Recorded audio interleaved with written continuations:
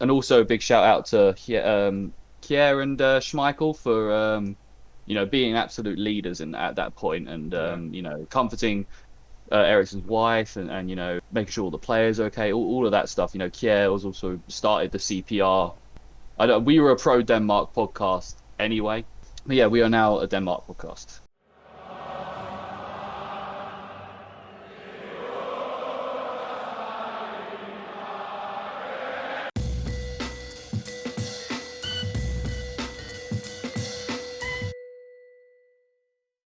What's going on, everyone? Welcome back to the Footy Fetish. We're here for another Euro special. I think this is the third Euro special we have, or the Yeah. fourth?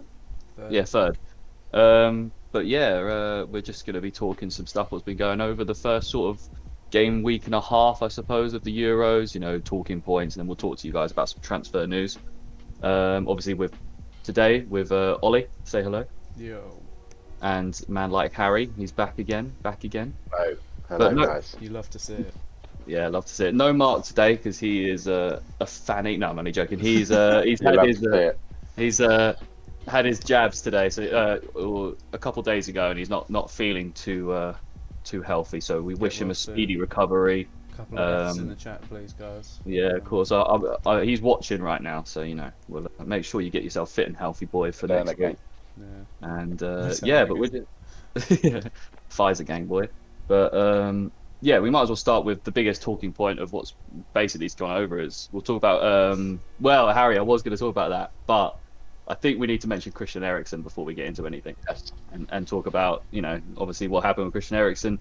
For those that don't know, in Denmark's game against Finland the other day, tragically, Christian Eriksen went into cardiac arrest and had to be resuscitated on the pitch by two unbelievable medics, Morton and Anders Bosen. I thought it'd be good to shout them two out, brothers, which is quite fun, which is quite cool.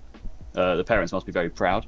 But yeah, he seems so. It's believed now that he's okay. He's in hospital. They've run tests. Nothing crazy's come back. I believe that's what they're sort of worried about. That there was no indicator to why this happened. I guess it just sort of happened. I don't know. But he's saw the message today. He's been fit with a heart resuscitator basically for if it is ever to happen again. But yeah, you guys' thoughts on that?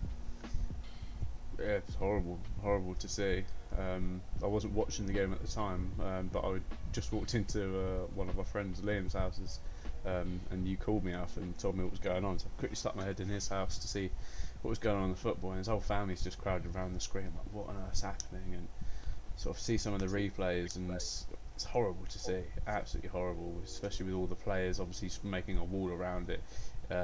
It's, yeah, you don't know what on earth's going to happen. The fact that it was all just so like just there as well, they weren't trying to hide it, they weren't trying to sort of direct the cameras away from it. Obviously, I know it wasn't BBC that were in control of the cameras, it was the actual UEFA, it was a local broadcaster, but still, you'd think BBC would have at least cut back to the pundits or whatever, just for their own sake. They definitely could have done, and they didn't. So. No, definitely, but They can't believe they filmed his wife. That was really horrible. yeah, it's just there's a lot of questionable stuff that happened there, and when that sort of thing happens, it's so traumatic. Not even just for the player, but for all the players, for some of the supporters, the fans in the stands, the family, friends. It's such a horrible thing to happen, and it just obviously just makes me think about what happened to Fabrice Muamba. See, luckily he came through the other side, and it looks like Christian Eriksen's going to sort of pull through and it'll be all right as well, and not have any proper sort of long-lasting effects from this. But you just don't expect that thing to happen in a football game because they're so fit and healthy, these players. That yeah, they're the antithesis of athletes. exactly. Do you know what I mean? So yeah, horrible to see, but I'm just very glad he's okay. For sure, I don't. It's not looking like he's ever going to play football again. But I think I'd rather that than and him have a full healthy life. Get to see his kids grow up and all that kind of stuff. Than Definitely. play for another however long, and it could happen again. You never know. So it's not worth. I wouldn't take that risk if I was. Not when you've got a young family like he has. It's just not worth it. But I have to say, well done to. I can't remember who the referee for the game was. It was an English referee. It was Anthony Taylor. Yeah. Anthony Taylor. Well done to Anthony Taylor because he refed that amazingly. He managed to get the medics and all the appropriate people on the pitch as basically almost before Eriksen even hit the floor. So fair play to he's done really well. He's doing well for English referees because as we know, Oh, we know all too well English referees are the worst referees in football. So fair play, he smashed it. But you know, like, and also a big shout out to Kier, Kier and Schmeichel for you know, being absolute leaders in at that point, and you know, comforting Ericsson's wife, and making sure all the players are okay, all of that stuff. You know, Kier was also started the CPR stuff on Ericsson, you know, stopped him from, put him in the recovery position, stopped him from swallowing his tongue, all that kind of stuff. So fair, you know what? We were a pro Denmark podcast anyway. You know, we were talking about Denmark. We think they're going to go to the semi-finals anyway. But I think, you know, we're going to be hammering home Denmark to win even more now. We're a Denmark. I had a lovely time when I went to Copenhagen. Great city. Yeah, I've never been, but my sister's been, and she absolutely adored it. So it's beautiful. But yeah, we are now a Denmark podcast. That's how it's going to go. But onto a bit, you know, happier news, because you know we don't want to bring a downer on the whole day. England, boys, It's coming home. It's coming home. It's coming home. It's coming home. It actually is, though. It just actually is. Coming home, and we're going to batter Scotland like 7-0, and it's going to be sick. I want to see these little Scottish kids crying in the stands. It's just inject it into my veins. Like, I just love it. But yeah, we'll talk about that. You know, we beat Croatia 1-0. Get some revenge for that semi-final 3 years ago. Yeah. You know, 1-0 win. I thought we played pretty well. I know that like Croatia are not the Croatia team of 2018. They are significantly older. They don't have Mandzukic. But they're still a good team. That midfield of Kovacic, Modric, and Brozovic is fantastic, man. You know, Perisic. And you got Perisic up top. You got Rebic up top, who's AC Milan striker, I believe. Really good team, man. But yeah, like we're just better now. Like that's just the point. We're just better than we were in 2018, and you know we showed it. I mean, we know it obviously, but Calvin Phillips, you know. He's like Pirlo, Kaka, and Gattuso all put in one, isn't it? Yeah. Like better than all three of them, man. Already, he's best midfielder in the world. But you know, honestly, he had a fantastic game. I mean, to put your mark on the England team like that, the first game of a major tournament, with him and Declan Rice as well. That midfield has got to be the midfield moving forward. Those two as you know, the defensive and sort of further up midfielder. But yeah, guys, thoughts on the game? Yeah, great game. Really interesting to watch. Calvin Phillips put a really good performance in. I think there's probably a few people questioning that decision at the beginning of the game to say, like, should we really have put Calvin Phillips in there to start him? But then you think, who else are you really going to start ahead of him? You're not really going to start Bellingham. So you don't really want to take that risk with Jordan Henderson at the moment. And then do you only play sort of one sort of defensive midfielder like Rice? Not really. So I think Gareth sort of had his hands tied a little bit with that, but it was definitely the right decision to play him. He had a brilliant assist to obviously to help him get the goal, but even outside of that assist, he was just pinging in balls, controlling that midfield really well, and yeah, very, very impressive. And I think that's just going to give us more confidence throughout the rest of the tournament, really. Yeah, no, for sure. H, what do you think about your boy, the man you backed when none of us did? You did. You know, yeah, I said on the day, Harry knows ball, man. Harry knows ball. Yeah, very pleased with that. I thought he was really exciting. What do you think? He was ball of energy. He obviously was out to prove a lot of people wrong. And he should have done better with one or two chances. But I mean, the energy he gave has revitalised the team at times. Like him and Phillips were definitely the best two players on the pitch. Oh yeah, for sure. I mean, yeah, like you said, there was a couple chances where his finishing was, you know, typical Raheem Sterling finishing, and just like I think we say it every time he plays, but he has at least one shot where he's leaning back far too much, and it's like, bro, okay, you need to sort that out. Like, come on, just stop leaning back, innit? I thought Kane was going to pounce on that, the one that Sterling ended up with his left foot. But yeah, so did I. But I also want to put a big shout out to Mason Mount. I thought Mason Mount was fantastic. I think he was quite quiet in terms of, like, he didn't have the Calvin Phillips assist or he didn't have the Raheem Sterling goal, but I think he just pulled strings in that midfield, working wonders with the front guys. And Phil Foden had a wonderful game. I wouldn't be surprised if he's dropped for Grealish for this Scotland game, just to sort of give Grealish a run or something like that. Nothing against Foden. I just think out of the players that have played, maybe Mount, you could maybe take Mount out or Foden, but I think largely the team will stay the same. I've just seen that That booking Maguire's. he got was bullshit. Yeah, it was. Yeah, It was so that was stupid. very soft. It's a shame you got that because I think he probably would have stayed on a little bit longer because he only played what 60 minutes or something. Yeah. I think he probably would have stayed on a little bit longer, but I think they were just thinking, maybe let's just get him off now, just in case anything, like another silly little yellow card, and then he just gets himself sent off in the first game, and it just has a bit of a knock-on effect. So yeah, exactly. So yeah, I can understand why they took him off. He did have a great game. He had a really good chance at the beginning of the game where he hit the post, and that really just set the tempo for the game really. We got Sketch Lippy in the chat. Morning, lads. Morning, mate. Good morning. Early stream today. Productive start. Yeah. But yeah, I think, like you said, Alfie, they might change it up a little bit. I don't think the team will be too different against Scotland. I think if they are going to change the team, I think they will change it the most for the Scotland game, just because theoretically it should be one of our easier games. But I don't think he's going to change it too much and sort of destroy the chemistry that they've got. I'd like to see players like Grealish and Sancho sort of get a start under their belt as well.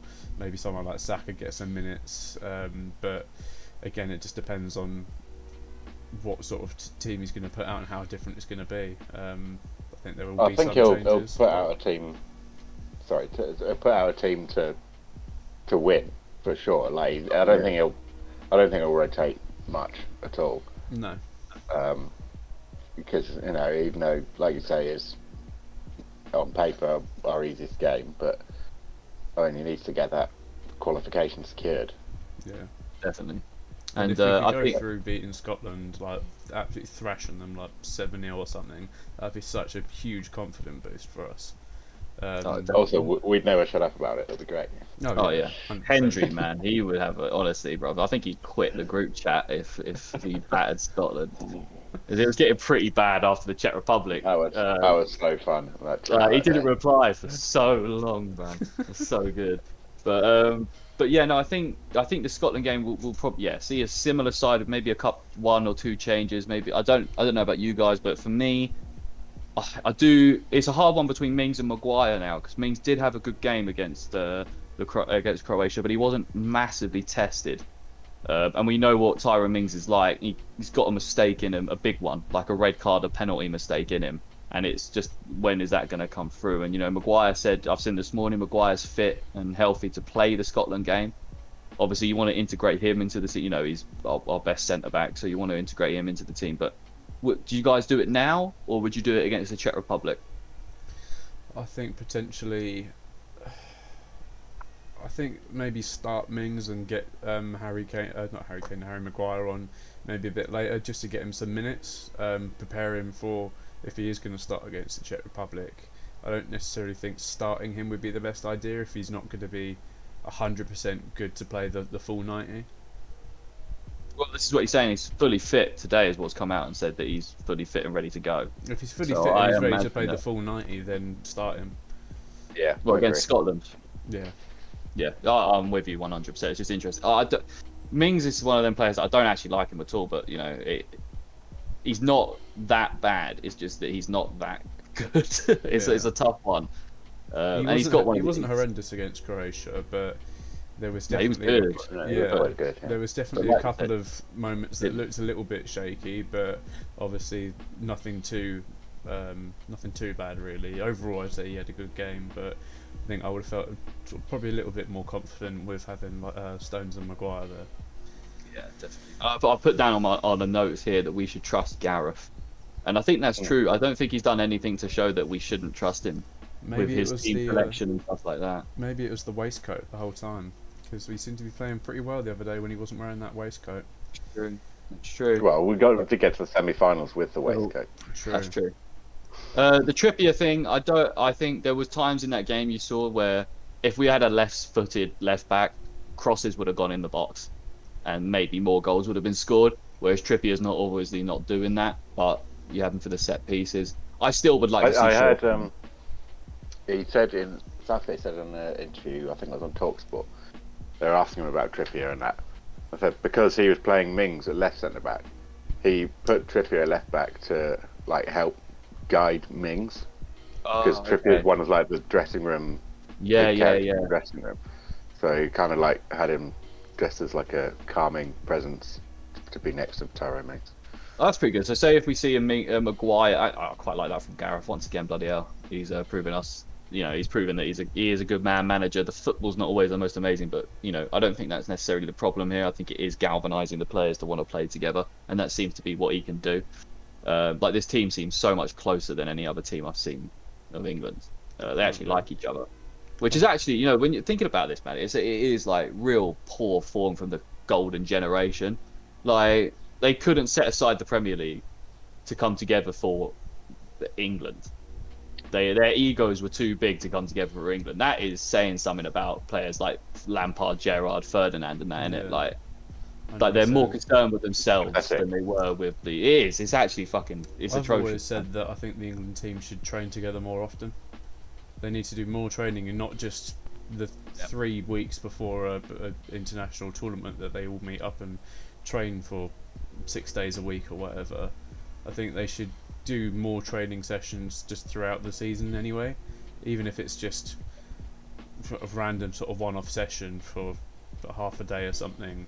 Obviously I know they do have probably higher priorities, like obviously training with their actual clubs when they're sort of actually playing with the clubs, but I think just finding one day every month or month and a half or something where they can just obviously meet up, do some training, build that chemistry, so there's more of a consistent sort of confidence and more of a consistent chemistry with these players, instead of just, as I say, like the couple of weeks before we start a tournament and they all start to sort of play together and get to know each other and get to know how each other plays in their own specific ways. But I think you do that over the season.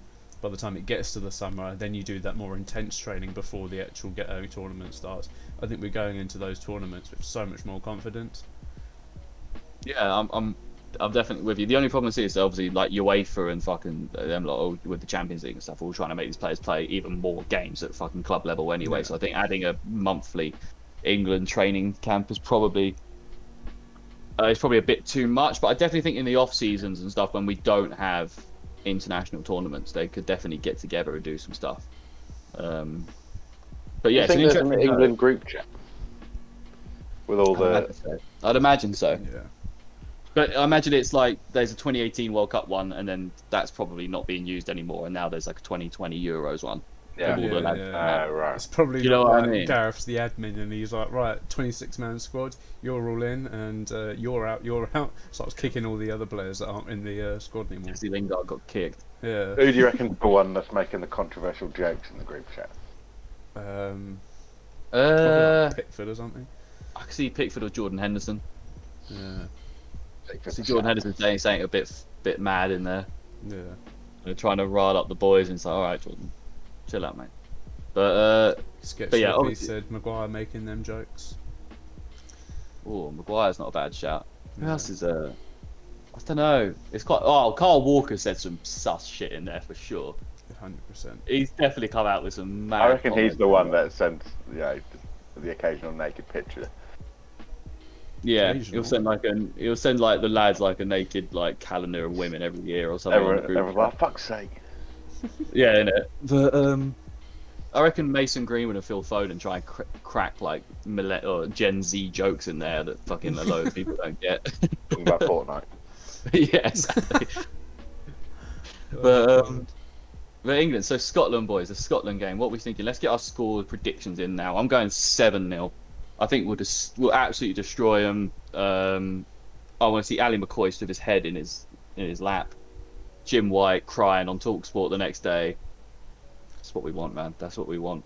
What about you guys? 4-0. 4-0. Yeah. Not as confident with a 7-0, but I think 4 is probably a little bit more realistic. I was kind of thinking they might score a goal, but Nah, boy. Yeah, nah. No chance. I'm going to say 3-0. I think I've noticed with England at times, like, when you think we're going to have an absolute battering, we kind of score a few and then kind of just take Chill. it easy for the rest of the game. Which Sketchliffe is said not 2-0. necessarily a terrible idea. Maintain your fitness once you've secured the bag, but Definitely. um, Definitely. but I Kane would needs like to to see get back. them fired up for this one to try and Kane. embarrass them. That'd be great. Yeah. Oh mate, yeah. And it'll be the game that knocks him out basically. Yeah. So that'll be top quality. But Especially now Wales are through, we need to knock Scotland out. Yeah. it is embarrassing that Ireland didn't qualify for this shit, isn't it? Like there are some bad teams in this tournament, and Ireland didn't even make it. Their squad is terrible at the moment, to be fair. Yeah, that is true.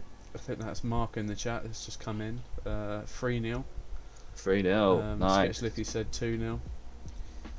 Yeah, I think obviously not quite a 7-0 prediction, but probably way more realistic. But I yeah, tend to mind 10-0. Okay, cool.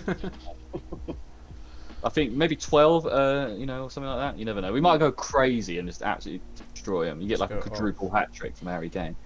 Or half time. Yeah, exactly. But we'll move on from England because we could talk about England literally all fucking day. But one thing I just wanted to go on, it's just the next point on here. Marco Arnautovic should just retire. Who cares about the geezer? He's gone. He's banned from the Netherlands game for his anti-Albanian rant, where he's been, seen saying anti-Albanian slurs to like Alioski and people like that.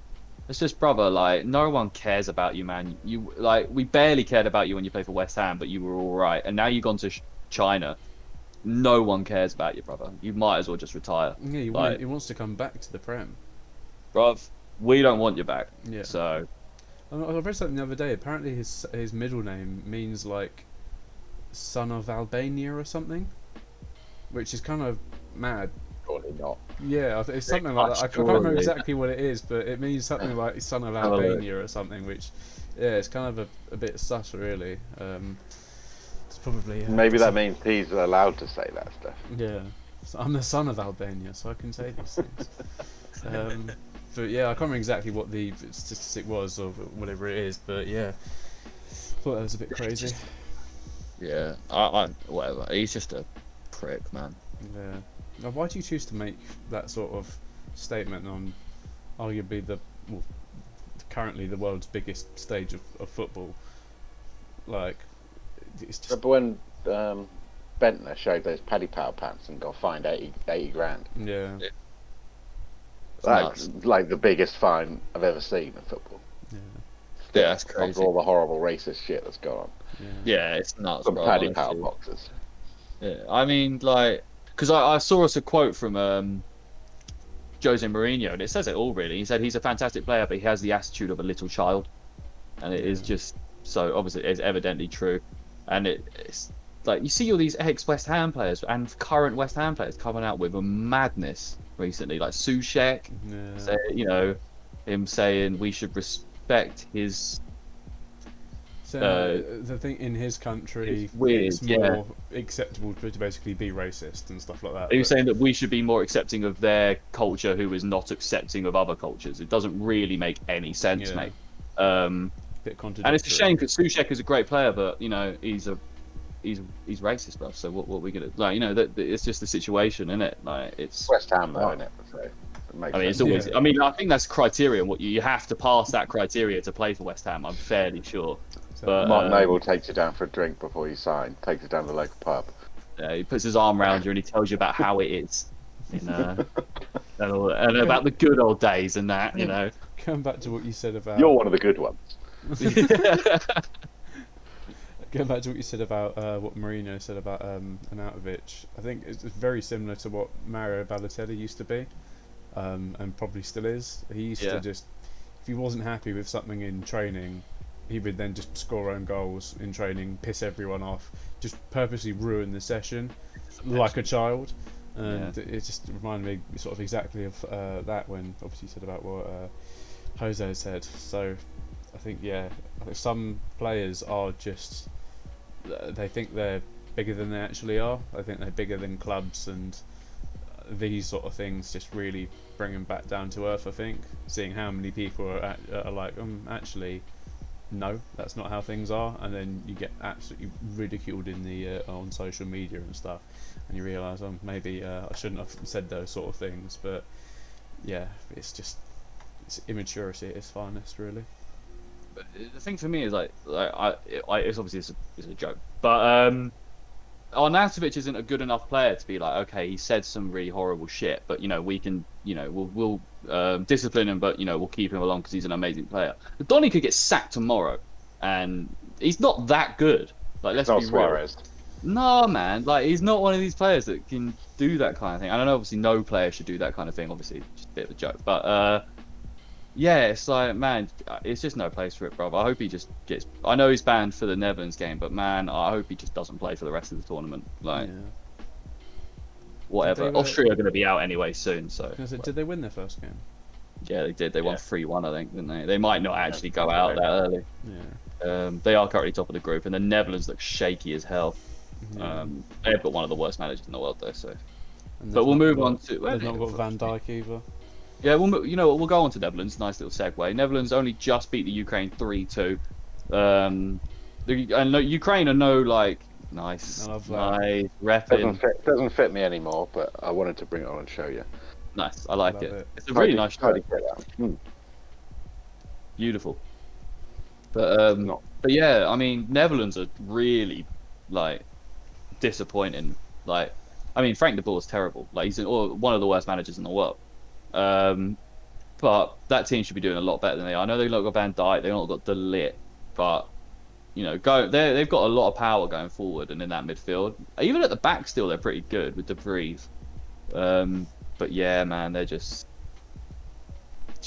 I mean, it's funny, isn't it? It's the Netherlands. But that was the best game so far.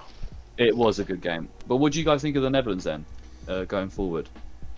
Like you said, very shaky. I think it's affecting them quite a lot not having someone like Van Dijk in the team. That solid bit of sort of defence, and probably a very influential player for these a lot of these players as well. Yeah. So and De Ligt and no Van Dijk. That's their back two gone. Exactly. It's basically Liverpool this year. Except Liverpool have probably done better.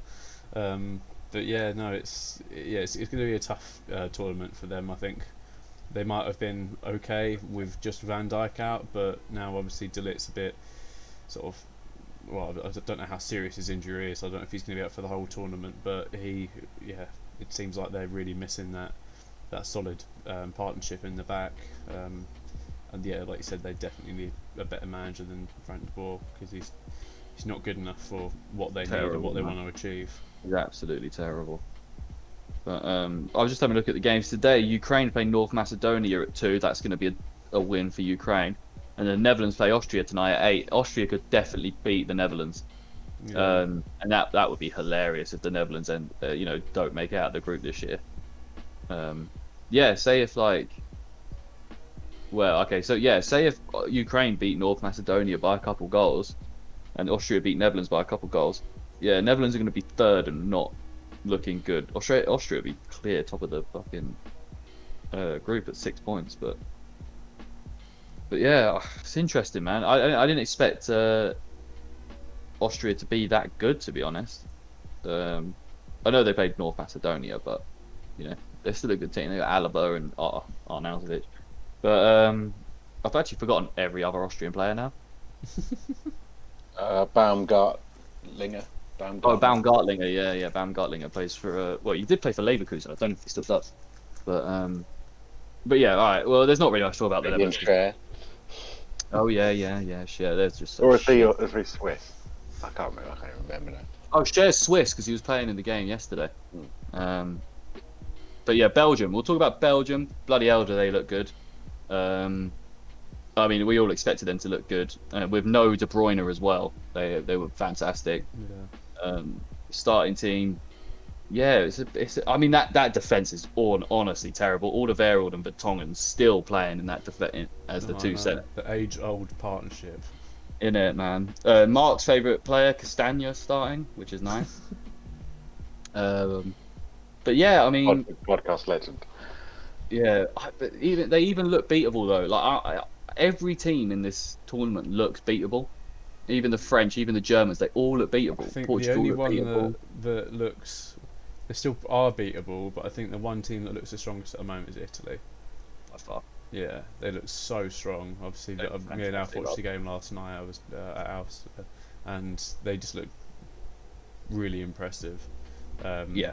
I said to him, I asked Alf last night. I'll ask you now, Harry. Like, who do you think out of all the teams that have played so far is the strongest and or looks the strongest to go ahead and win the tournament? For me, it's got to be Italy. I think. Ooh. Obviously, I know it's a Um, bit unfair because Italy have played 2 games. The rest of the teams have only sort of really played one. But two they've not 3-0 got the hardest group victories. either. No, exactly. But even just the way they're playing, they look very, very impressive. The sort of football that they're playing, sort of Spinazzola, Locatelli, Berardi, they're all playing brilliant football at the moment. Yeah, They know. I mean, they know how to score, and that is obviously crucial. yeah. Um, but I mean, yeah, 2-3-0 wins to start a tournament. I don't remember seeing anyone do that before, but yeah, I thought they looked very good. Like you say, France. If Germany went so shit, they definitely could have won that. Um, but I mean, Yeah. France going forward looked scary, but at the back, didn't look anything particularly special. Nope. Yeah, No, they, yeah, they you're both right. look beatable. And it gives me like reassurance that Lloris is in between the sticks for them because we know how bad he's been. Like not even just this year, the last couple years he's not been fantastic. You know, what I mean, his age is really starting to show. But yeah, I mean, for me, it's the 3 teams that I think right now are the most impressive are Italy, Portugal, and I'm gonna say England. I think, you know, without any bias, I think that we've looked one of the most secure teams. I know we played Croatia, but they're no pushover, man. Yeah, Croatia aren't You a know, bad team by any means. Portugal looked rocky as hell against Hungary until they got, you know, those last In fact, 3 they goals. still won 3-0 despite Yeah, playing badly. It's pretty scary. yeah, for sure. But I mean, they did get a bit of luck on their side with the penalty and all and that kind of thing. And it's I think that, but I mean, that all matters, doesn't it? Luck does matter in this competition. You know, you gotta do it. How do you guys feel about before we move on? How do you guys feel about England? Like, do you want us to win all of our games, or if we beat Scotland, would you want us to take a loss to the Czech Republic so we come second in the group? I think I'd Win it all, rather, mate. yeah, win it all. Go in with confidence.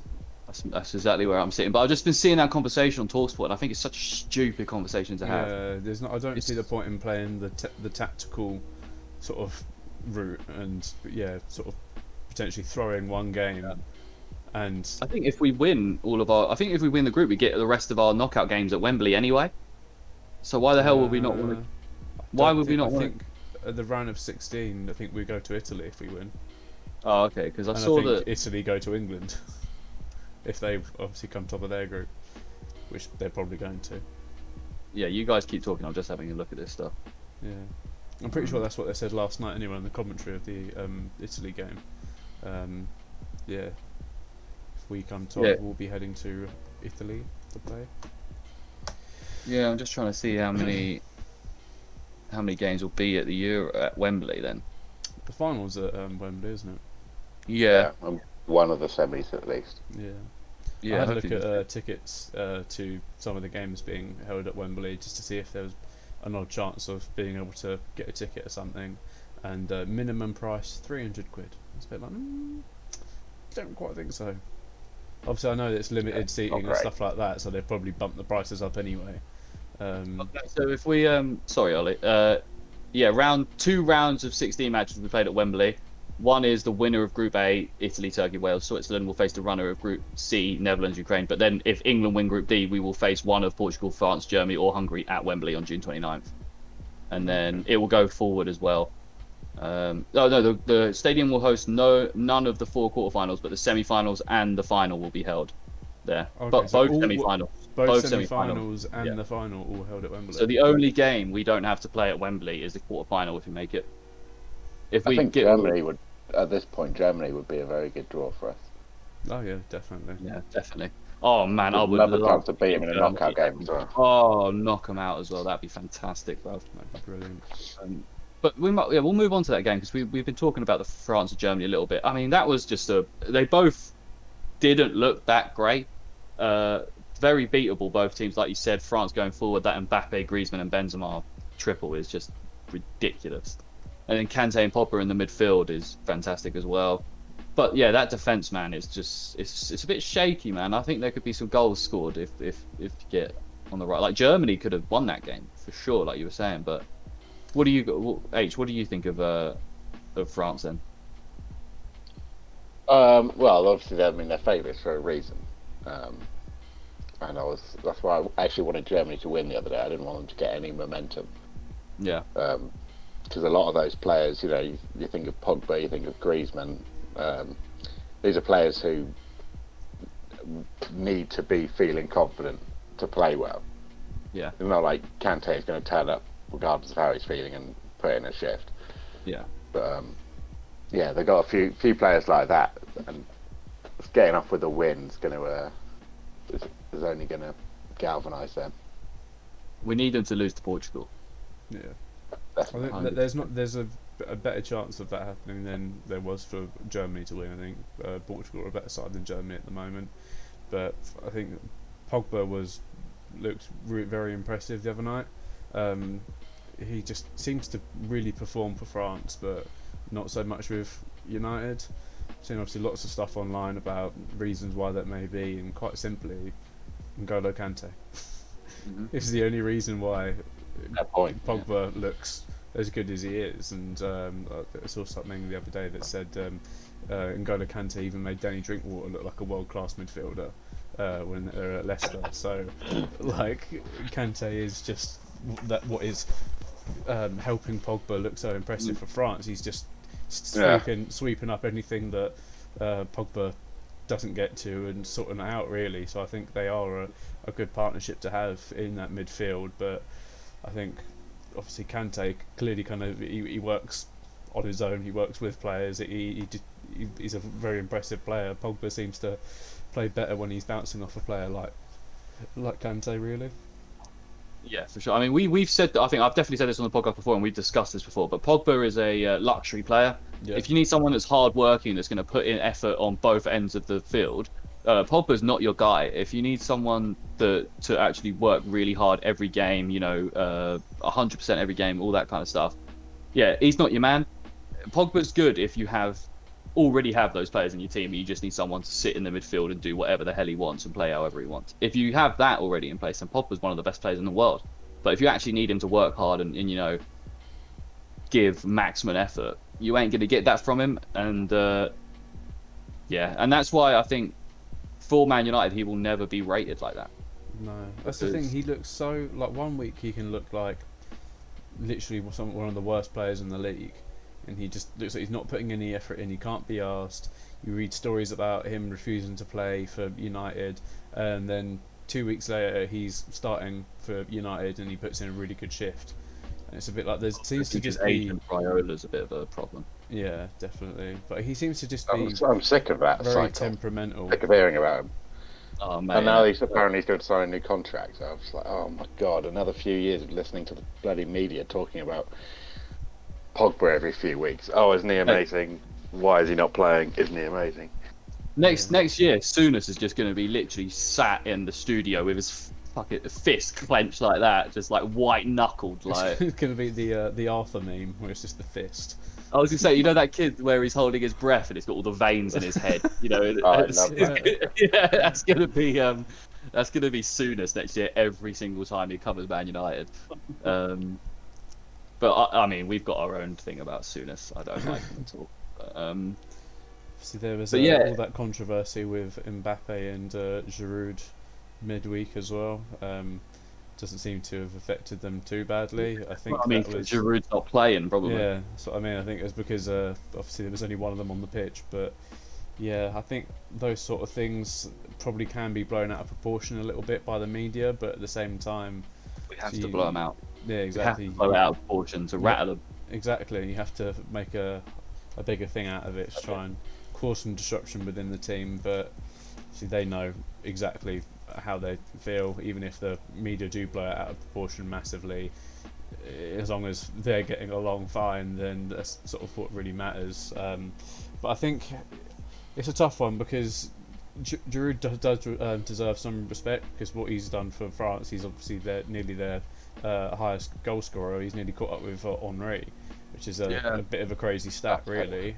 He probably will do it before the time he retires. He's not for that far off at all. But then you think about obviously Mbappe, he's the wonder kid, and he obviously wants some respect as well. And there seems to be a bit of a clash of heads during training or whatever it was. But I think it all stemmed from, was it one of their warm-up games or something? And Giroud made a couple of comments, basically not really having a go at Mbappe, but saying something along the lines of obviously he deserves to be respected a bit more, as in Giroud deserves to be respected a bit more, and Mbappe can't just be the one to score all the goals all the time. And obviously, it's clearly been blown out of proportion since then. But I get his frustrations. I get him. I mean, he's been sat on the bench at Chelsea all year round, thinking, you know what, like it's fine. When we get to the Euros, I'll be starting. I can show people what I can do at the Euros, and then they bring back Benzema. Yeah, whenever he gets brought into the team for Chelsea or for France, he does a job. Like he does a really good job, and I think he's right. Like in the media as well, and among fans, he just constantly gets talked down like he's useless. But in actual fact, he's been a very, very effective striker. It's criminally underrated a lot of the time. Massively underrated. But I think ironically, is exactly what Arsenal would need last year. Because the amount of crosses Arsenal put in for no one to get their head on it is a bit mad. So, having a Giroud like that would have been fantastic. But yeah, I get it. But then also, I also get the point from, like, if Benzema hadn't been such an alleged scumbag, would Giroud wouldn't have them goals because he wouldn't be playing. No. So it is like it's one of them arguments where it's like, okay, I see points from both sides, like. And let's be real, man. It doesn't matter how many goals Giroud has for France. You're never starting Giroud over Mbappe. No.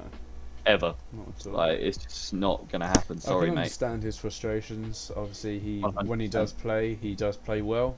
And if he's playing well sort of in games, I can only assume he's in training where he's not performing up to the standard, but because he's not starting.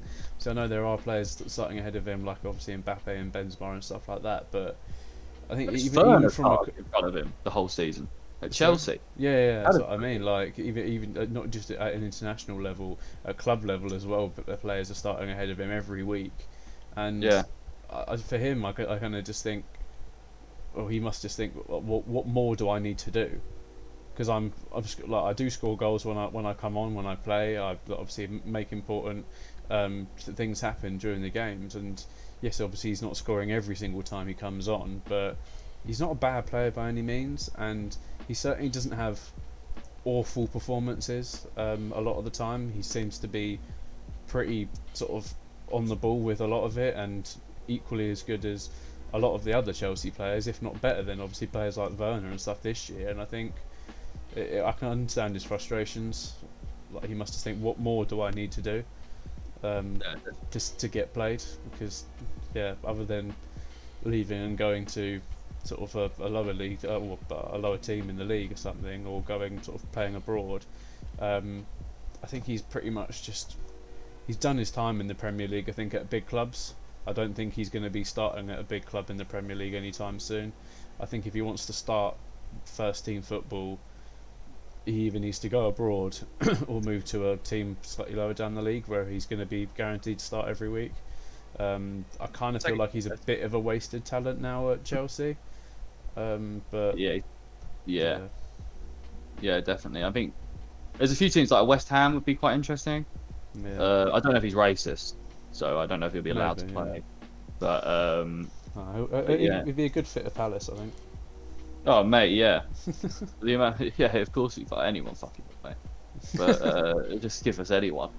But we're not here about Palace. Benteke's just signed a contract extension, so which I'm happy with, man. He deserved it. He played fantastically.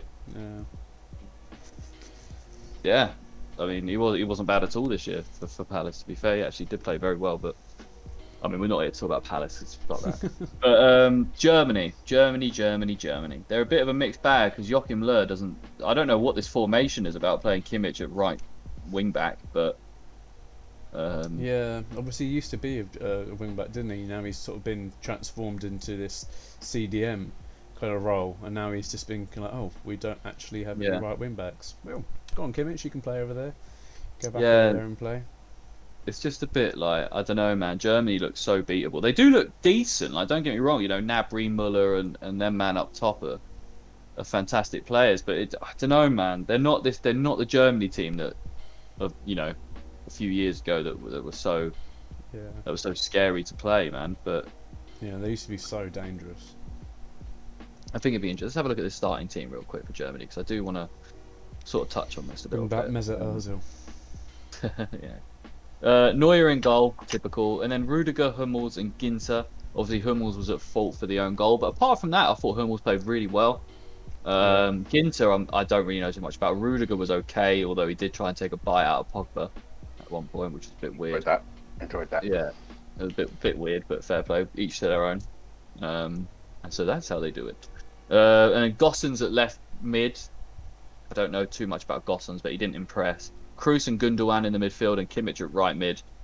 I mean, you can't argue too much about Kroos and Gundogan in the midfield. I think Kimmich would have been better than Gundogan in that midfield against France. He's just better at City. And it's so difficult when you have two midfielders and they have three, because they can just exploit the park so much better, pass it around you. You know, you're chasing shadows. One of them is Kante. Yeah, exactly. It's like 4. Yeah, and then Muller, Havertz, and Gnabry as a front three. Yeah, it does. I look at this team and I'm like, oh wow, it's a decent Germany team, but it doesn't fill me with fear like we had back in back. Yeah, it just doesn't seem like that team No, it wasn't. clicks as well as it should. Because looking at some of the names on the list, it looks like that they should be a lot stronger than they are. But I know what you mean. It doesn't fill you with that fear that old Germany team used to. The ruthlessness of that German team was ridiculous. There's no grit like a Khedira in the middle. Oh yeah, that's it. That's what you get with Kimmich if they played him in the middle. Yeah. But they haven't, so I don't really know what you're going to do. And they got better players on the bench, man. They got Niklas Süle on the bench, the centre back for Bayern Munich, who's fantastic. Obviously, Leroy Sané came on. They didn't start Sané. You still got Emre Can, who I think he can do a job as a defensive midfielder. You know, Timo Werner, who can't really do anything. But you know, I mean, Leno on the bench just to make up numbers. No, Leno should be starting ahead of Neuer. Yeah, joking, sure. By the way. for the Germany C team. Yeah, but I think both teams look really beatable. Then neither of these. I know I'm good at this. Is probably going to come back to bite me on the arse, but neither of these teams are scaring me that much. I know France, obviously, like you can't take anything because France could turn it on at any point and then just destroy you 8-0. But Germany, man, I want Germany in that round of 16. Let's have it, man. I think that'd be great. Got a couple of comments in the stream. I think it's from Ben Simpson. Hey boys, managed to find a quiet corner to get all the football deets. Also, it's coming home. Of course, it is. If anyone was unaware, it's coming home. It is coming home. Yeah, we're gonna beat every team, man, and yeah, I want us to get to the final and having beaten someone as well, like a Germany or a France or a Portugal. Get to the final off the back of one of them wins would be insane, man. Yeah. It'd be insane. Playing Belgium as well, like. Oh, we could beat Belgium, bro. We could beat them all. We won't concede a goal. That's it. I'm confident. Well, to be fair, Italy have scored 6 and not conceded anything just yet. Let's get on to Italy because that's a good point. We haven't played them yet. We have, we Italy Italy destroyed them 6-0 yet. So of course, back-to-back 3-0 wins for Italy. Once over Turkey, who were they were fantastic, but then also Turkey were pretty terrible. So you have to take that with a pinch of salt. They never really threatened Italy. Who I've got written down here, who they definitely look like they could be exploited by some good wingers. They pushed their Spinazzola and Di Lorenzo up so far up the pitch that Chiellini and Barzagli and Jorginho, whoever's filling in, Bonucci, sorry, not Barzagli. What a player Barzagli was though. Shout out to Barzagli. Bonucci and Chiellini just can't really. I mean, like if we're bombing forward with Foden, Sancho, Sterling, and them lot, mate, they're going to be they're fucked. That's the Like, thing, like what you're saying with Spinazzola. He's I've got him in my fantasy team. He's been playing phenomenally over the last 2 games. He's just all over that pitch, and considering he's a right-footed left back, he kind of just goes wherever he needs to, and then the other defenders will just cover him. And he pushes so far up the pitch, which works really well for them. But it's definitely something that we could use against them, like on a counter attack. As soon as he pushes up that little bit too far, if we just pounce on that ball and bring that counter attack, as long as it's quick, because he's a very fast player, we could really expose that sort of weakness. I don't think any of the 2 teams that they've played so far have exposed the weakness. Obviously, I know they've probably got one of the easiest groups going, obviously with Wales, Switzerland, and Turkey, but still they look very, very impressive, and their midfield looks pretty strong as well. But yeah, I think there are a few key points in that defensive line where we probably could expose some of their weaknesses. And obviously, Chiellini came off yesterday. He had a bit of a he didn't look too bad in terms of the injury. I think he'd had a bit of a niggle in his hamstring, so decided to obviously just bring him off to just play it safe and everything like that. Don't want to get properly injured, but yeah, there's definitely a key sort of few places where we can try and expose their weaknesses there. But it'd probably be a tough game if we do play them. definitely. Who did they bring on? Oh, they brought on who did they bring on for him? I don't know. I don't recognise. Oh, was it Tolio or Pessina? One of them Donnies anyway. Yeah. But yeah, like I don't know, man. They're a very good team, and like going forward, I would be worried about them going forward. I'm not worried about their midfield because I know they've got a physical midfield, but with the way that Declan Rice and Calvin Phillips like physically showed their skills in that regard against Croatia, I would have Calvin Phillips up against Barella or Jorginho physically easily, and then Declan Rice can take a Locatelli. I know Locatelli's a bit of a bigger guy and he's mean on the outside of the box, so that would be Declan Rice's man to pick up. But I think it'd be interesting, man. Yeah, Locatelli that's also game- came off as well later on in That's the our game. final, isn't it? What, Was that our Italy? final that we predicted? Italy, England? Or was it Italy, I think Belgium? so. England, I think Belgium. it was England, Portugal. Oh yeah, it was England, Portugal. I think. Sorry, you're So, right. Yeah. But I think we had Italy go to the semis. I can't remember. Hey, you should have to look that up for us. For that. I'll have a Yeah, look now. I'll have a look on Instagram. But yeah, no, they smashed it against Switzerland last night. They were unlucky not to win 4-0. I mean, like, not unlucky. Chiellini definitely did handball it We for had his. Italy, Portugal in the semi-final, and we put Portugal through to the final. But I think we smashed it with that. I mean, Denmark Denmark. was the other. I still hope that happens. England, Denmark. Yeah, I don't think there's as good of a chance of that happening, but Definitely not. who Yeah. knows? But you never know. It may spur them on to go and play really well. But yeah, Locatelli played fantastically last night. I was staying on the group chat. Locatelli and Spinazzola have both played themselves into big moves this summer. I think after the Euros are done. Definitely. I know Spinazzola obviously plays for Roma and Locatelli plays for Sampdoria. But you know they could definitely. I mean, Locatelli could definitely move to a bigger team. And Spinazzola, I wouldn't be surprised if he would maybe wait around and see what Jose does with the Roma side. Because I do think that they're going to be strong. A lot better than they were anyway. Yeah. I mean, so yeah, it'd be interesting. But yeah, Insigne was fantastic. Berardi, my man in my fantasy team, is balling out, loving it. And Mobley, who I put a bet on him to finish as a Golden Boot winner this season. It was good to see Euros. Good to see him get another goal. But yeah, this Italy team, they're just fantastic, man. Yeah. They've not played great teams, admittedly, like we said, but. Even so, I don't know. Yeah, it'd be interesting. Jorginho's playing like an absolute man possessed, controlling that midfield, lovely. But yeah, I wouldn't be surprised if they go far. I mean, we've said they get to the semi-final, and I don't think that. I know they're an underdog, but I don't think that is that's not a crazy prediction. I don't think, lads. I think we could be pretty spot on with that. 100%. But apart from that, Wales going through. Wales basically through after beating Turkey 2-0. Gareth Bale with 2 amazing assists. And the penalties. The worst And a penalty penalty. of all time. And one of the worst penalties I've ever seen. Both assists were very clever and very well worked assists. The ball over to Ramsey for the first goal was very like the vision that he had there to get that ball over, and it was a perfect ball. I think they've clearly been working on that sort of thing in the training ground. Penalty was obviously, I think he obviously be wishing he never sees that again, and it wasn't great. But then that second the second goal as well, where he got that assist, was such a clever little move to make. Obviously it was a short corner, and then instead of just passing it sort of into the box, he then just basically ran across the goal line, the ball keeping the ball slightly in, and then made the key pass that went through. It was, yeah, you don't see many players doing that, and it was a very cleverly sort of worked goal, really. Just had Ben in the chat saying lads, Bale was going for a rugby conversion on that penalty. He was going for 2 points rather than Yeah. one. My bad. But yeah, there was obviously a little pushing contest at the end. I don't know if any of you guys saw that. Obviously, Yeah. Ollie, you saw that. Between Ben Davies, Chris Mepham, and Burak Yilmaz.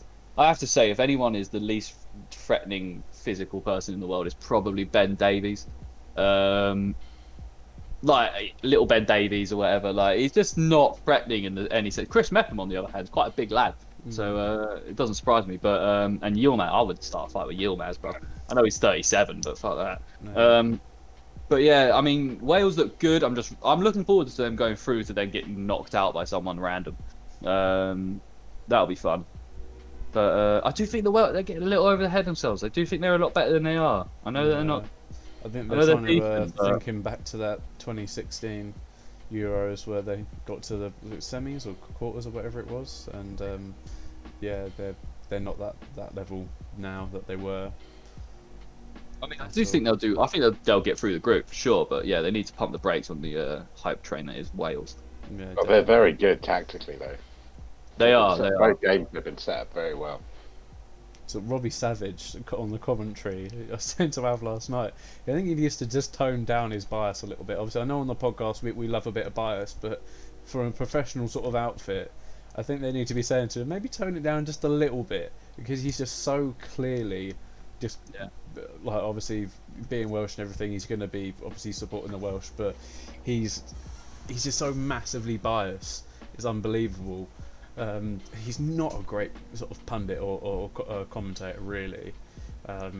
He's He's very alright. He much makes just- me laugh every now and then, but yeah. yeah. His passion's good to see and everything, but I just think some of the stuff that he comes out with is just a bit like, the grass is green. Oh, thanks, Captain Obvious. Like that sort of thing. It's not very detailed or in depth, a lot of it, unfortunately. But Yeah, I mean, I'm just looking at the Wales. Mate, Wales were really lucky to get a draw against Switzerland. So I know like they set up really well, but Jesus Christ, like, yeah, Switzerland's are not a good team either.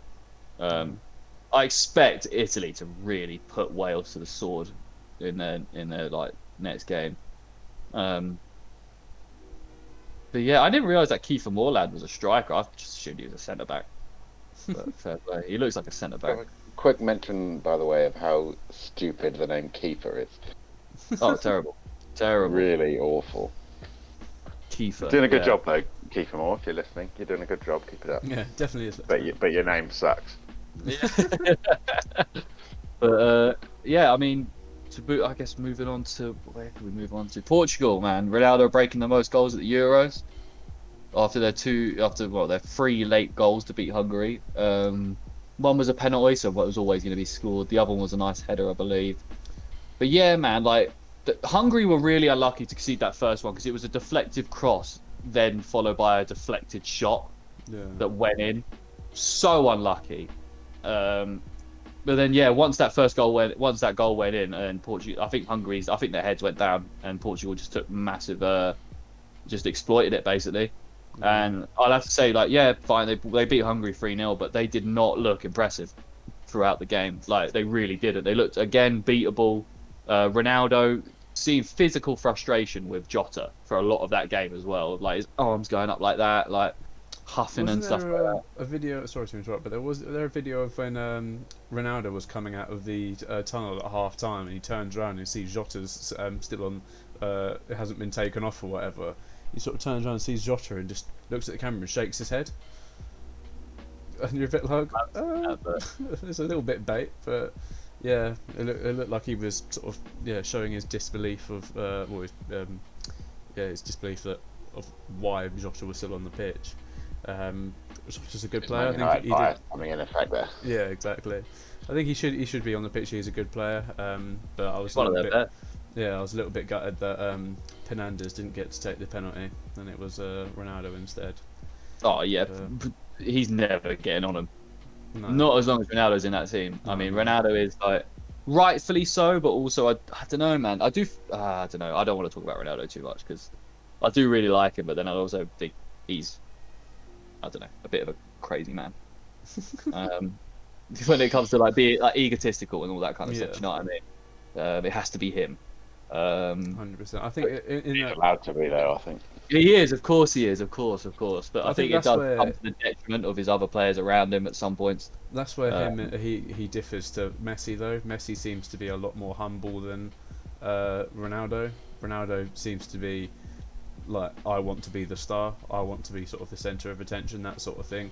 I think Messi's perfectly happy to not necessarily be the centre of attention, but I would agree with provide. you until this contract stuff's gone mad with Messi and That's the him. thing. Even Messi now, he's Yeah. he's perfectly happy to stay at Barca. It was only really happened for a season, but you're gonna think obviously he's committed himself to that club for that long. It never really in the media has there been any controversy with him until last summer when obviously he wanted to leave. And your tax evasion. Yeah, no, but in terms of controversy with the team, it wasn't like he was falling out with the team or whatever. Obviously, that's just controversy with Messi himself. But obviously, Ronaldo's had equally, if not more, controversy with some of the stuff that's happened in terms of various sexual allegation, yeah, that sort of thing. But he, yeah, I think that's where Messi sort of slightly differs from Ronaldo. I think he's more happy to be the not necessarily be the centre of attention, be a bit more humble with it. But obviously, Ronaldo, understandably, showing his determination, showing his passion for the game, and he wants to win everything. Whether that has to be him scoring every goal or the team scoring it, he wants to win. And And Messi's never scored at the Euros either, so That's true. yeah, very true. he's never even played. No, That's how never started at the overrated Euros. he is. Useless. I know. I can't believe Argentina have never qualified. It's terrible. It is mad that Argentina actually are not good. It is kind of crazy. I know their defense isn't amazing, but their attacking quality is just so outrageous that they should be winning team. Like, you know. Well, they might do something a bit better at the World Cup if Aguero and Messi are going to be playing together at Barca next season. Yeah, a but then bit you're more relying on chemistry, like a 36-year-old and a 30 whatever year old in that. yeah, true. But They've still, been playing together a long time as I'm well. going to say still two of the best players. So Oh yeah, definitely. But yeah, well, just looking at what have we got to talk. There's nothing really else to talk about with the old. I mean, Spain, they look so dominant in their game, but then just couldn't score. yeah, I think they should be worried. I think they should be really worried. Morata missed an absolute sitter. yeah. Um, I really don't Pedri's rate Morata. fantastic player, but yeah. I don't rate Morata at all at the moment. No, neither do I. Neither do I was I. kind of annoyed that De Gea didn't start as well. Yeah, Unai Simon or Yeah. Simon started for Spain. I don't really know him, to be honest. I think he's the Athletic I. Madrid, not Athletic Bilbao keeper. Yeah, But annoying for my fantasy team, but we move on. yeah, it's just I don't know. Did you watch the Spain Sweden game? I was working during it, but it was quiet, so I kind of kept an eye on it. Looked really dull. It was, man. It was. I've You could see always thought, Seb I've always Larson thought that play. about Spain. Even when they were winning stuff, I always thought they were boring.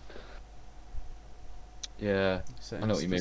Spain used to be such a dominant team, so having won the Euros twice and the World Cup in the meantime as well, they were a very dominant team for probably maybe a good sort of 10 years or so. They did have a very, very good team, but obviously it seems to have just slipped since players like David Villa, those sort of Spanish legends, and Torres, Xavi. Xavi, all those men. So I think they have slipped in the last sort of however many years.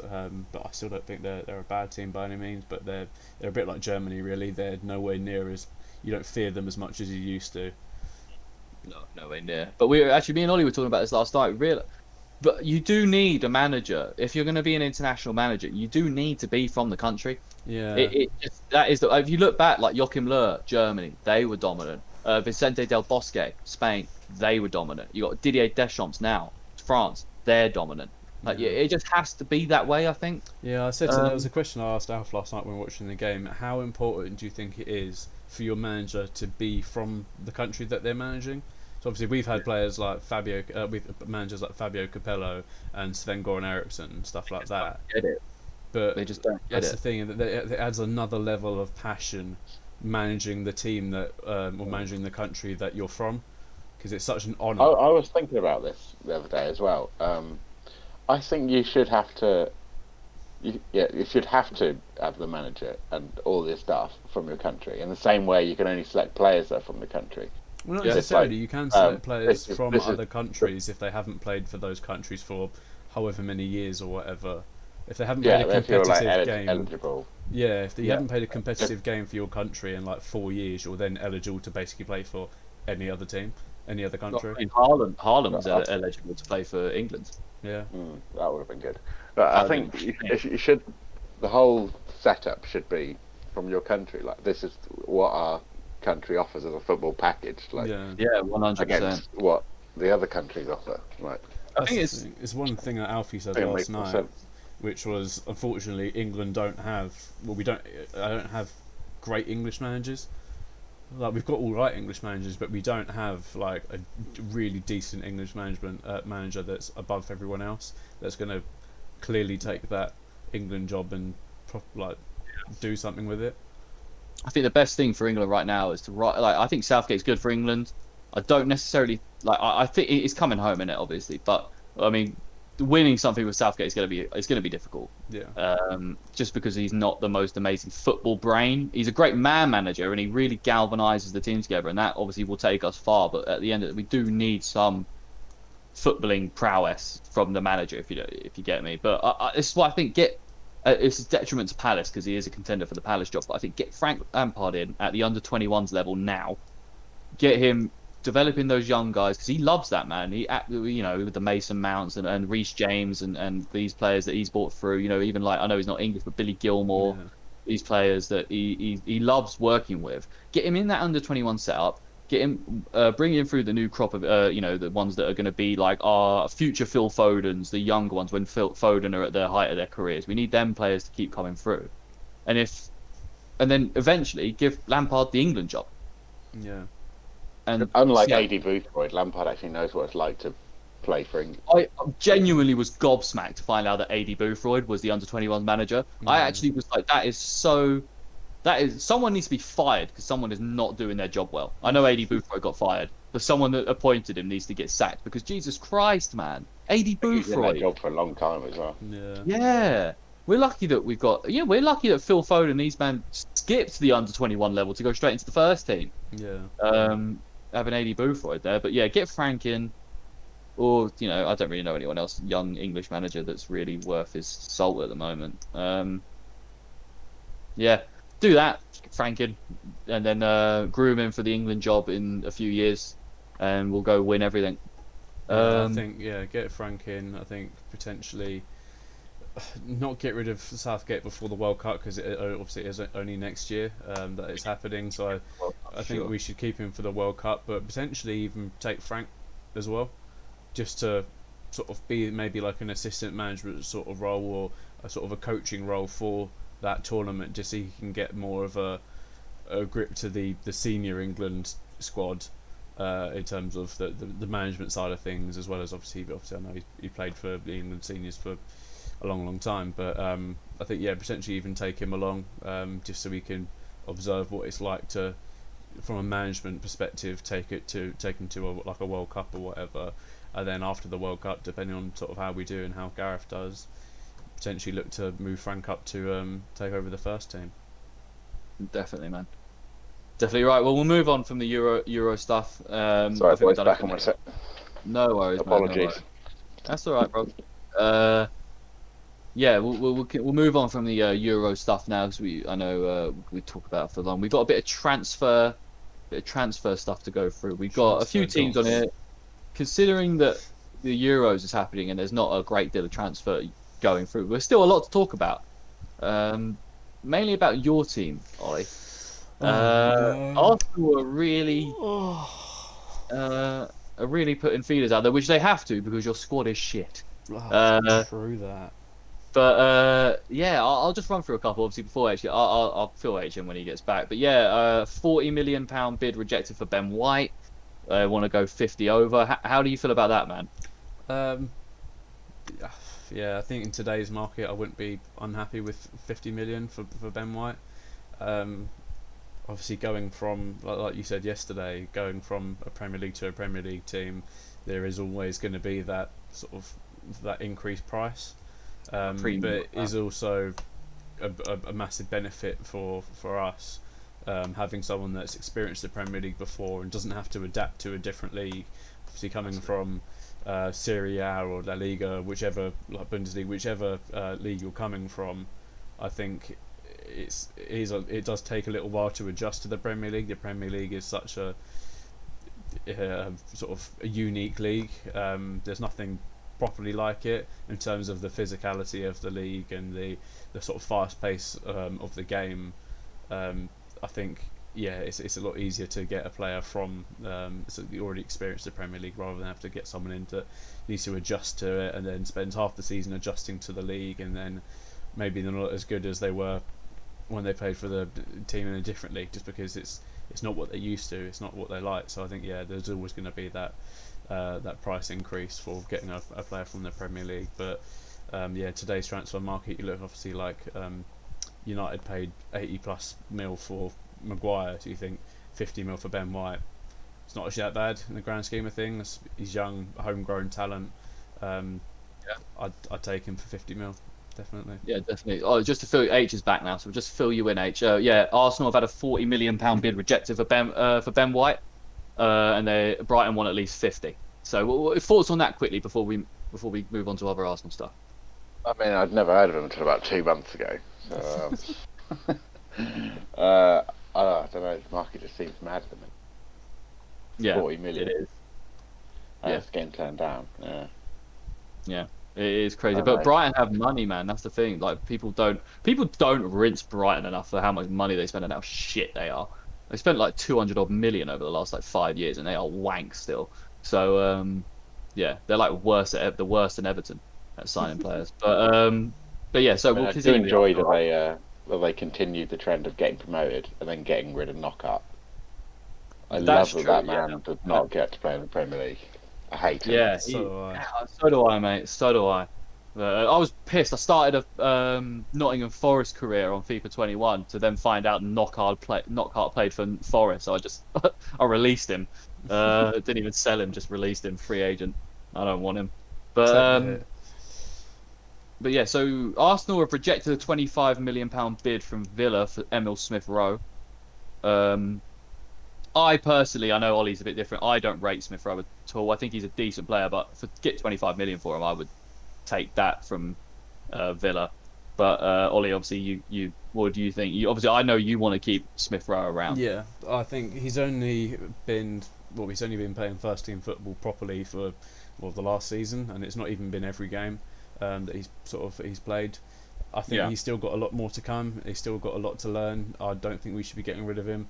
It's probably going to be a similar sort of thing to like De Bruyne when he was at Chelsea, or Mo Salah or something when he was at Chelsea. There's as in not to the same level, but you see gonna what I say, mean. As yeah, in like they were at the said team, then they got sold, and then they obviously learnt more, become a better player, and now they're obviously like a really good player. And it looks like probably Chelsea shouldn't have sold those players if they were going to develop into the players that they are. But would they have developed into the players they are without with actually having stayed at Chelsea? Who knows? But again, I think we should definitely keep him. I think he's got a lot more to learn.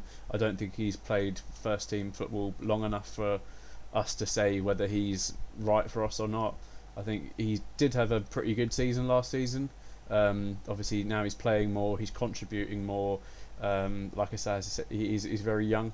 He's still got so much to learn. So I don't think we should sort of pull the trigger on that just yet and let him go. I think we should keep him around for maybe another season or two, see how he progresses, see how he develops, and yeah, maybe make a decision in another couple of years. But I don't think we should be getting rid of him now. I think there's other players, or there's a lot more players from our squad that we need to be getting rid of before Smith Rowe. Yeah, that's fair enough, man.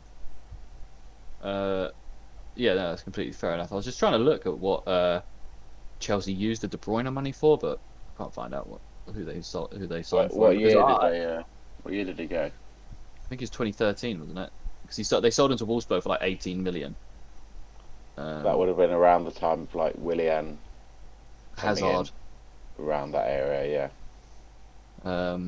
But yeah, I'm a bit different to you with the whole shouldn't have. So I do think they still should have sold De Bruyne and Salah at the time because they weren't playing well. And like it's not like Chelsea have been in a bad way since selling all those players. They've won multiple Premier Leagues and also won the Champions League since selling those players. But I do what you mean. That Chelsea, the what if for Chelsea is mental. The team that they could have potentially had. That'd be such an Arsenal thing to happen as well. Get someone like Smith Rowe, the Arsenal and thing then to happen would be, like to sign a Chelsea player that's looking promising and then to be absolutely wank at Arsenal. no, I mean like obviously in terms of it's such a typical Arsenal thing. If we were to sell him and then he goes to whatever team it might be, and then he then becomes like a phenomenal player, and we're like, oh, great, Arsenal have done it again. Fabianski became a good keeper after leaving Arsenal. Emily Martinez is now one of the best keepers in the Prem. Yeah, team of the season. But, yeah, I just think it would be such a classic Arsenal thing to do. But like I said, there's other players that we need to get rid of before we start looking at getting rid of Smith Rowe for sure. He's not bad enough to get rid of him anytime soon. I don't think. I think if we're going to be focusing our efforts on selling players, there's arguably 70% of the team that you should be looking at before you're looking at Smith Rowe. That's a good point. But we clocked Jacka's blonde hair. Yeah, I said that last night. Awful, Yeah, really terrible. Awful. It makes Foden's look good. Yeah, that's what Alf said. He said, "Poor man's Foden."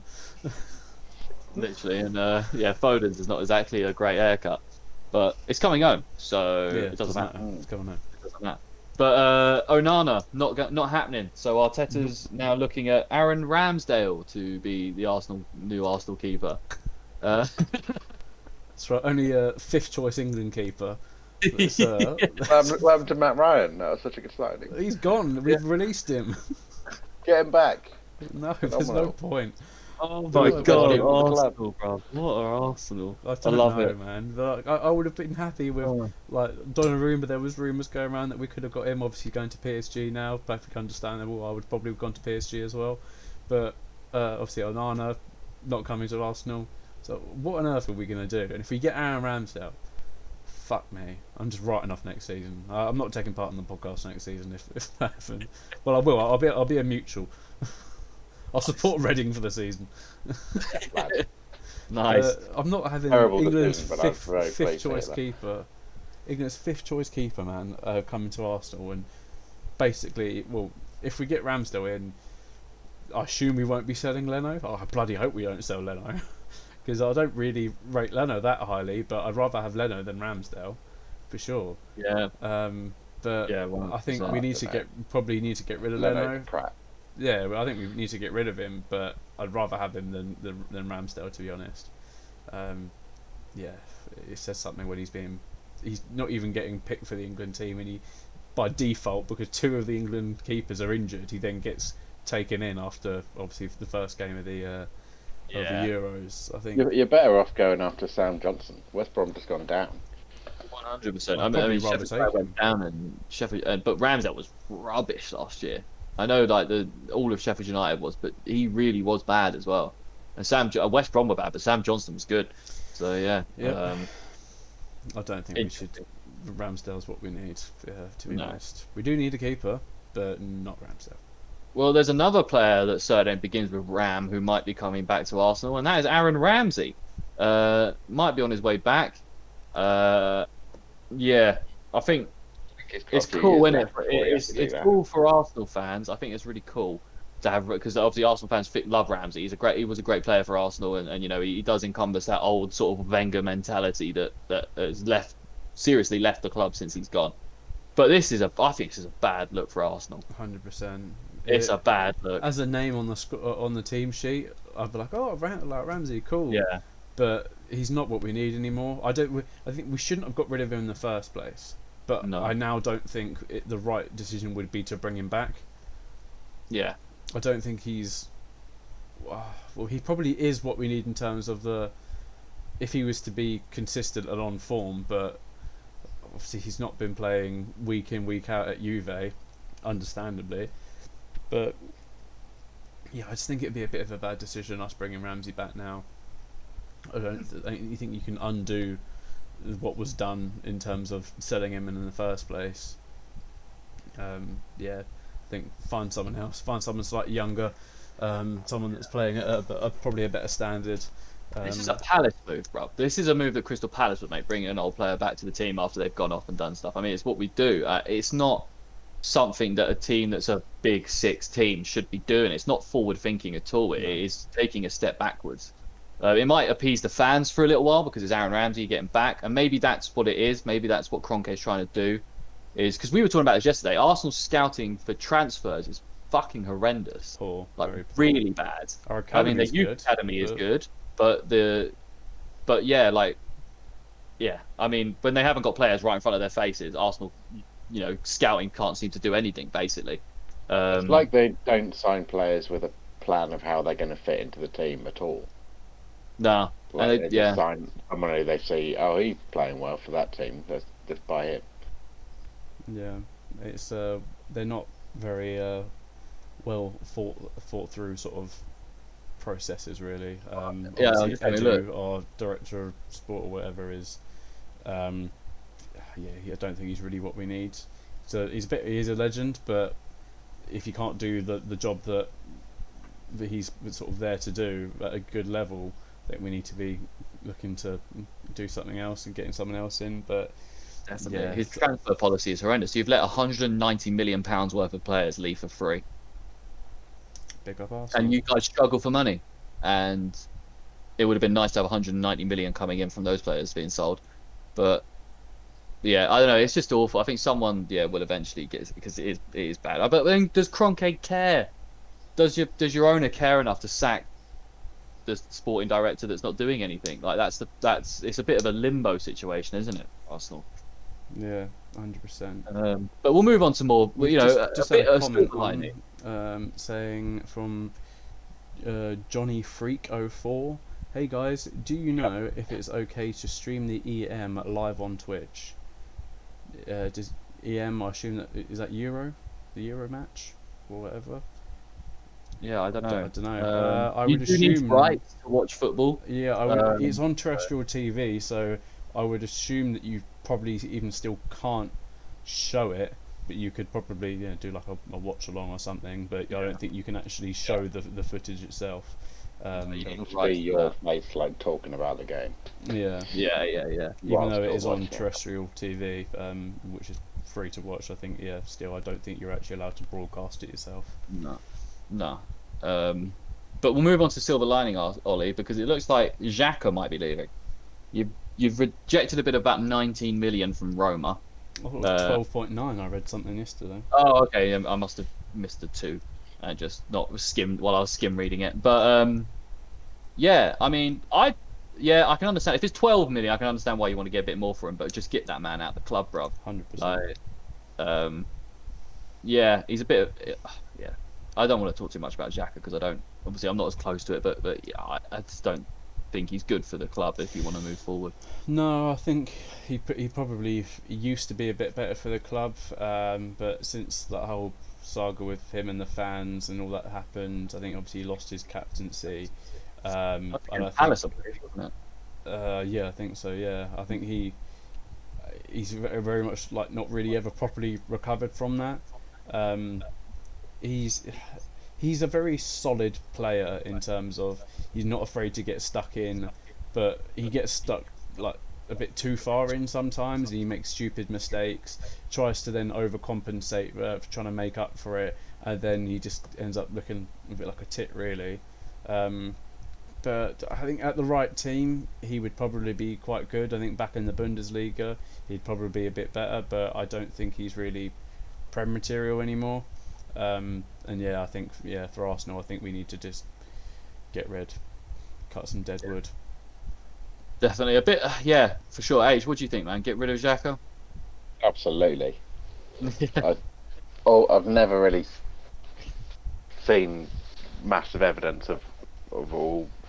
Well, there's never a lot of hype about him, but you know what I mean. Like, I've never really seen why there was people rating him so highly. Like, Yeah, it no, just me feels neither, man. Me erratic. neither, to be honest. Yeah, yeah, I'm the same, man. I've never really seen why, yeah, why he's rated at all, to be honest. But another player on the out list for Arsenal looks like it's probably Guendouzi off. It's going to be loaded off to Marseille. They're very interested in signing him on a permanent deal. Well, I think this he's is been good. on he's been at Hertha Berlin this year. Yeah, on So I loan. think So I think that's the thing. I quite liked Gunduzi when he played. He was So immature, bro. Yeah, that's the thing. He was very young, but he did have some very impressive games when he was with us. But I think the age, sort of the immaturity, I think really did sort of quite show in that. But he wasn't terrible by any means. Again, I just don't think he's what Arsenal needs. I think we seem to do okay with it without him. He's not been at the team long enough for him to really have a big effect on sort of the club. Um, I think I liked him more than I liked his footballing ability. But like I said, he wasn't terrible for Arsenal, but he wasn't exactly a standout player by any means. So yeah, so another Yeah, player which I think I'd be happy to see him go. Really, it's just a bit of nothing. Um, yeah. I Yeah, wouldn't I really don't be think it really bothered if he affects you was. in any way. That's the thing. Yeah, I wouldn't really be bothered if he was there because I don't think he would start. So I don't see the point in keeping him if he's not going to start. If it's just going to be wasted wages. I don't think he's going to be on considerable amounts of money, but still, every penny matters really, especially when you've No, got Stan Kroenke as your owner. exactly, mate. Exactly. But you guys are still interested in Neves. Yeah. But there's a bit of well, yeah, they're disagreeing on the asking price for Neves, I believe. It's probably not the asking price. It's probably the instalment plan that Arsenal were trying to pay him over the next 15 years. Yeah, 100%. Yeah, you get 5 million now, and then the rest over 10 years. Yeah, Um, and but you get the I rest in pocket money every week. I like Neves as well, but I just don't know if he's what you guys need. Like I see all these players being purchased, and none of them are creative attacking midfielders. And No. it's like that's the most important thing for you guys right now is a like attacking midfielder. Basically, I know you need another defensive mid to go with Odegaard. Partey. Like he's gonna. It looks like he's gonna stay at Real Madrid. Yeah, I would have kind of liked to see Odegaard come back to Arsenal for another season. See how he does over the sort of a full season, but yeah, again, I think he was good. He showed a lot of promise at times. I don't think he quite had enough time to fully get settled in. But yeah, again, he wasn't really a player that had such a massive impact on the club. It's not like we're going to really miss him not being Nah. there at all. Um, yeah, I think obviously there was Ceballos as well that's going back to Madrid. Um, Oh, good riddance, man. he was okay in his first season with us, but yeah, he really didn't do a hell of a lot in the second season. So just a bit pointless, really. I'm quite glad we didn't keep him on because again, I think it would just be a bit of a waste of time. But I Yeah, know what you no, mean, though. definitely. Arsenal, all the players that we've been linked with so far, none of them are really the sort of positions where we need to fill. And none of them really fill me as a neutral with confidence that No, it's going to make Arsenal any better. no. Um, but yeah, I mean, the last one I've got on here is that Arsenal listening to offers for Eddie Nketiah. I've seen Palace are high up on that list of interested people. I don't really particularly want Nketiah. I think he's okay, but I just think he's another Ryan Brewster waiting to happen. all this promise and everything, and then gets the chance to go and goes to a team and does absolutely nothing. Ryan Brewster is honestly is taking shots at Ryan Brewster here inadvertently, but he is honestly god awful. Yeah, honestly terrible for Sheffield United this year. But that's the Arsenal news, Ollie. It's not been. It's been all right, more outgoings than incomings at the moment, but that's how it's going to happen with Arsenal because you're going to need to ship off some players first to bring in some money, then you'll bring in the players to replace them. Exactly. So I think it's nothing to be to be disheartened about. I think it's going to be good. Yeah, I think it's there's what you still need. a lot of time what left. happens. Obviously, it's Euros at the moment, so it's still fairly quiet. Obviously, you hear dribs and drabs about players going in or out, or rumoured players and stuff like that, but nothing properly gets going until sort of after whichever summer competition. Obviously, this year it's the Euros, but whichever summer competition it may be, you never really hear. The things don't get like proper going until after the competition's finished, where they can actually put all their full focus into talking to these players that would otherwise be playing at said competitions. But hopefully, after the Euros, we'll see some better names on that transfer list, in and out of Arsenal. Yeah, but yeah, definitely. Let's have a look. What's here? Man City. We'll move on to City. City is quite small at the moment. Not a lot going on over. Obviously, they've released Fernandinho as a free agent. I don't think he's set to sign a new contract. I think he's gonna. I don't know if he's gonna play anywhere else or retire, but he's not going to be at City next year, which is a big deal for Man City. Bernardo Silva wants to leave as well. It's been reported. Pep is reluctant to let him leave, but he is pushing for a move away and Atletico and Barcelona are the two interested clubs. I think both of those would be fantastic for him to go to. And Barcelona are also interested in signing João Cancelo from City at some point this year. Obviously, Barca are on that rebuild mode. We'll touch on them a bit later, but yeah, what do you guys think of that? Bernardo Silva potentially leaving. I think I don't massively rate him. I mean, he has games where he looks impressive, but that normally seems to be the games where they're already 3-4-0 up anyway. Yeah.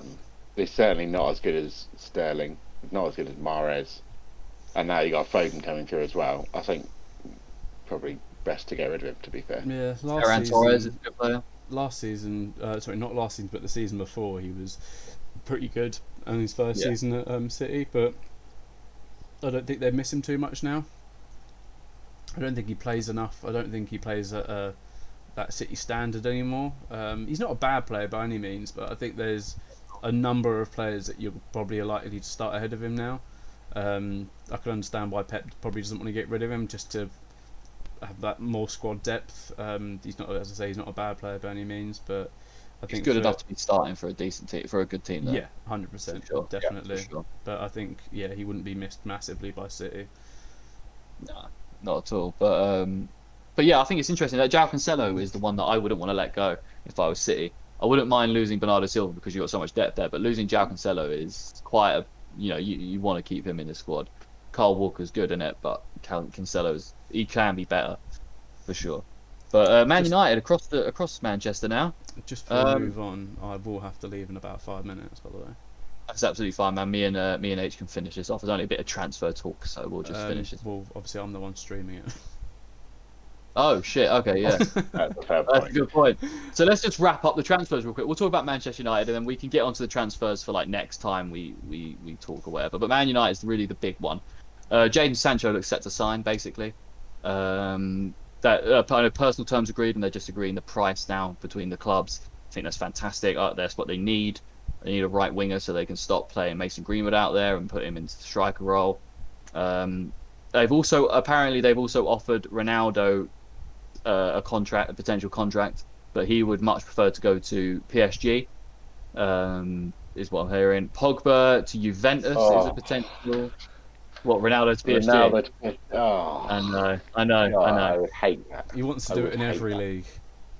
Yeah, he wants to do He it in should every go league. Bundesliga first then, while he's still got legs. Yeah.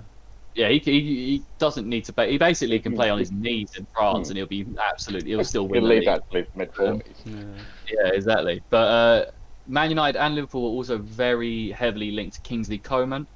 this summer, but new Bayern boss Julian Nagelsmann has made it very clear that he is a part of Bayern Munich's plans going forward, and he's going to be an integral player. So I doubt that they're going to get him.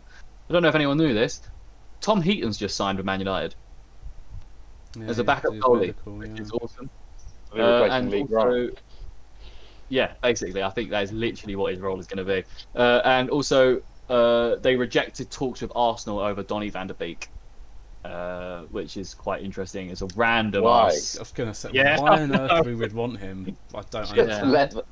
It was not even that. Just why have United rejected? Why do they want him? Let that poor man go free. I know. I'll run through a couple teams real quickly now, and just like if you want to comment on anything quickly, just shout in. Chelsea in talks with Ashraf Hakimi's agent. They're actually really pushing through that deal for him, which I think is unbelievable for them. From Inter Milan, obviously Liverpool have signed Ibrahima Konate for RB Leipzig, 36 million. I don't really know anything about him. I don't know if he's good. I'm assuming he's good, but I would just low key want Liverpool to be shit still. I think it'd be hilarious. Everton, no transfer stuff apart from the fact that they are awful at it, but they are getting very close to signing Rafa Benitez as their manager, which would be hilarious. Wolves, Rui Patricio has left. He signed with Roma. I think that's gone under the radar. No one's really spoken about that. They've got no Rui Patricio in goal. Fulham, Scott Parker's set to leave. He's going to Bournemouth, it looks like, as their new manager, which is a bit of a weird move. He should just stay at Fulham, surely. They've got way more money and more of a chance of coming up. Spurs, they are set to sign Son on a new contract, which is fantastic news for them because he could definitely be going to any team. Yeah. Their number one target this season is Tariq Lamptey from Brighton, which I think is a very smart thing to do. They need to cover that now that they've lost Danny Rose and Regulion is shit. Where's Danny Rose gone? Watford. Yeah. Signed with Watford. Oh, okay. Not Milan, not quite Milan, as he was yeah, whatever. I can't get the word. I like that transfer. Good transfer. Yeah, I like it as well. And then obviously they've announced Paulo Fonseca as their new manager. The guy that Roma sacked to sign Mourinho is now Spurs manager, which is absolutely hilarious.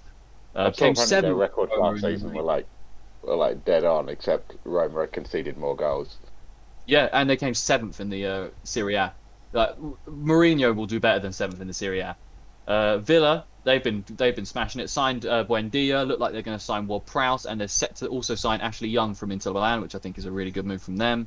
Like I said, Watford has signed Danny Rose. Southampton has signed Theo Walcott. Juventus, Morata has extended his loan, and Buffon has left and signed for Parma 26 years after leaving the club, which I really rate. I think that's awesome. Yeah. Milan have signed. We're going outside the Premier League for these last ones. Milan have signed for Caio Tomori on a permanent deal for 28 million euros, which is fucking amazing for them. PSG, they've obviously hijacked the Gini Wijnaldum transfer, which I think is stupid. I think Wijnaldum's a good player, but for what you're going to have to pay him, he's probably not really worth it right now. He was offered double to go to PSG compared to what he was being offered at Barca. And to be fair, he wasn't even getting a great wage at Liverpool. Well, I say great wage; it was still a lot of money, but considering compare it to what he's going to be earning at PSG, he's taking a significant pay rise. Yeah, exactly, man. No, for sure. It's I don't know. It's just such a PSG transfer. It's just a player they probably don't really need it. Well, they do kind of need him, but he's not throwing money at people. Yeah, exactly. And they've also obviously signed Donnarumma, like Ollie said earlier in the podcast, which is amazing. He's going to be their keeper for the next 10 to 12 years. Unbelievable player. They're also interested in signing Hakimi, but I reckon he'll go Chelsea over PSG. Barcelona, they've signed Aguero and Eric Garcia and a couple of other smaller players. But it also said last night from David Ornstein for The Athletic, Depay is basically signed as a free agent, which I think is an amazing move for them. Yeah. Going forward, what a free, to Barca. Yeah, Depay to Barca, yeah. Which is wicked. Especially that Aguero, Messi, and Depay as their front three. That's a really naughty front three. It looked dangerous the other day. Yeah, exactly, like really dangerous. Real Madrid quickly. Ancelotti obviously signed as the new manager, and he has confirmed last night that Sergio Ramos will be leaving the club, and he is not going to Sevilla. Apparently, he wants to go to either London or Paris. So it will be interesting to see where he signs. Probably, if you're going to go London, it's probably going to be Chelsea. Probably Arsenal. Yeah, sure. AFC Wimbledon. Palace. And just a funny one at the end because I thought it was hilarious. Fiorentina, obviously they've signed Gattuso as their manager, but it looks set that he is going to be leaving after only 2 weeks in charge of the club. Love that. He's not happy with how the club see the team going forward and what they're going to give him. A conversation you think you would have during the initial contract talks, but whatever floats your boat. It is Italy, and they do things pretty weirdly in their football, in their league over there. So it doesn't surprise me. Maybe he But, just wanted a quick boost of money, 2 weeks worth of money. That's it. Yeah, just to get a holiday or something, get a nice like holiday to Dubai or something. But yeah, that's it, boys. That's it. We just ran through them transfers. I know it was a bit quick, but that's absolutely fine. We'll have. I'm sure we'll have a lot more stuff to talk about next week for the podcast. There'll be more signings and stuff like that for sure. Yeah. But before we go, I'd like to say thanks to Ollie and Harry for joining me today. Thank you. Mark, make sure you get better, and yeah, you'll be all right in it, lad. Pussio. It's only a jab, mate. Harry's fine. He had his yesterday. I'm only joking. Yeah, but thanks everyone. Make sure to like, subscribe, hit notification bell if there is one. Watch. Obviously, we're on YouTube, Spotify, Apple Music. We're on Instagram and Facebook where we do polls and posts on there daily. Get involved. You can send us stuff that you may want us to talk about. If you've got any questions, whatever. Follow us on Twitch. Give us a thumbs up, 5 stars wherever you're listening. That's it. Just wherever you are, spam the goodness button. And yeah, thanks guys. We'll be back next week. And come on England, let's beat home. Scotland. It's coming home. It's coming No booing. No booing if they take a knee. You're not supporting the boys if you boo them. So let's go. Let's bring it home. Let's smack Scotland up 7-0. Let's send Also, them home. come on Ukraine today. And come on Ukraine. Let's get a good result for the Ukraine. Andrei Shevchenko is their manager. But yeah, thank you very much. Thank you very much, everyone. Have a blessed day, and it's coming home. Exactly. Right. Thank you. Laters. Morning, guys.